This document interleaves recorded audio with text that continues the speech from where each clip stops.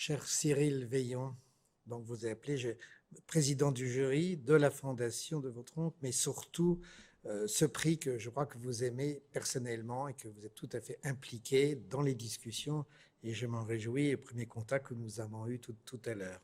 Chère Isabelle von Burg, merci vraiment de votre hospitalité, elle est merveilleuse et exceptionnelle. Merci.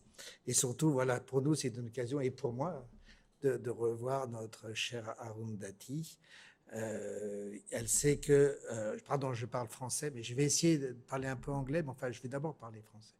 Elle sait combien nous sommes à ses côtés à tout moment. You understand? No, not a word. I have a miserable English, but I would like to just at the end. Mais chers, en 4 minutes, 4 minutes, je dois vous dire mon admiration et mon amitié en 4 minutes. Pour l'écrivain militant que vous êtes, et vous définissez ce qu'est un écrivain militant. Je commencerai par dire que l'essai, et ça correspond bien au prix que vous recevez aujourd'hui, entre le roman et l'essai, il y a une communauté d'esprit. L'un et l'autre font partie intégrante, on ne peut pas se distinguer de votre œuvre. Et votre œuvre s'inscrit vraiment aussi, l'ensemble s'inscrit sous ce signe de la liberté qu'on a envie de crier très fort, Azadi. Vous avez inventé une langue riche de toutes les diversités de l'Inde. Et votre langue, pour moi, pour nous tous, rapproche les hommes entre eux, les hommes et les femmes, évidemment, comme les bêtes et la nature. C'est un ensemble, les êtres humains, les bêtes, la nature, les paysages. Et ainsi, vous êtes bien au-delà d'un écrivain de l'hindou ou d'une autre langue. Vous avez inventé d'ailleurs toutes les langues, mais vous tendez pour moi à l'universalité.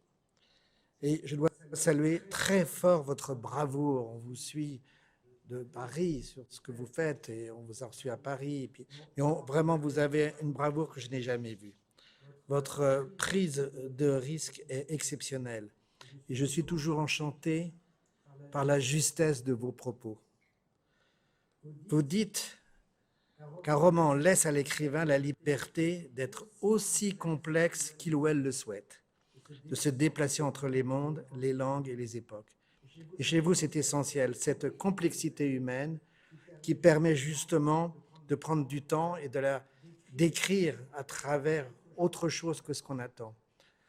Un virage sur une route, un homme qui se baigne, une femme qui sourit.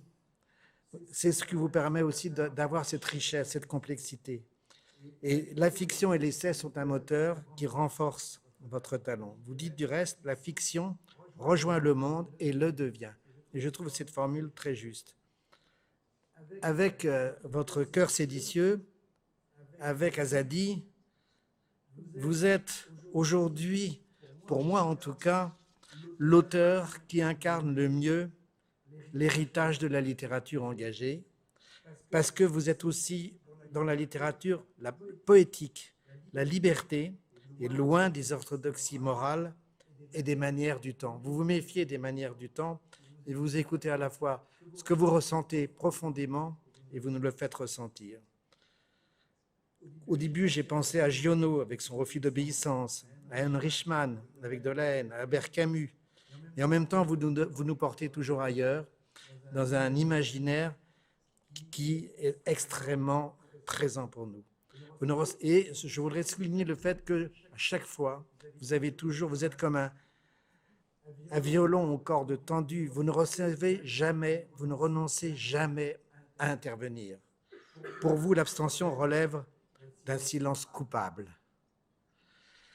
Vous apportez une forte lumière, trop forte pour certains, un magnifique éclairage pour nous ouvrir les yeux, nous occidentaux, à l'heure où certains pays européens glissent dans le nationalisme ou la xénophobie. Vous nous parlez bien de cette nécessité de faire rempart. Je terminerai, parce que j'ai que 3-4 minutes, j'espère que j'ai juste mon temps, mais j'aime chez vous, à titre personnel aussi, votre humour, votre danse des mots et votre fraternité pour les déshérités. Merci pour tout cela, cher Arundhati.